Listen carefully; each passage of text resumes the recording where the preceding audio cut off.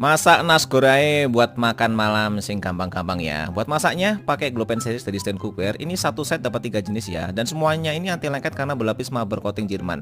Warnanya cakep, harganya murah meriah, jadi nggak ada alasan buat nggak beli ya. Bumbunya simpel aja, bawang putih yang dikeprek sama daun bawang sedikit ya. Ditumis dulu sampai wangi, masukin sosis, boleh diganti dengan kornet atau apapun ya. Karena ini judulnya nasi goreng sosis ya pakai sosis lah ya. Kemudian kalau udah mengembang sosisnya, dikurangin dulu minyaknya, baru masukin nasinya ya. Aku pakai nasi dingin sisa kemarin. Tambahin endok 2 biji, kemudian diutek-utek dulu nih, dimasak dulu sebentar kayak gini biar rata. Kasih bumbunya simple, saus tiram, kemudian kasih kaldu bubuk, masukin juga garam, kecap ikan dikit sama minyak wijen ya. Wis tinggal digongseng-gongseng aja, dicicip dulu masih kurang apa bisa dilengkapin lagi dan langsung bisa dinikmati tuh kan gampang bikin nasi goreng, nggak usah beli lagi.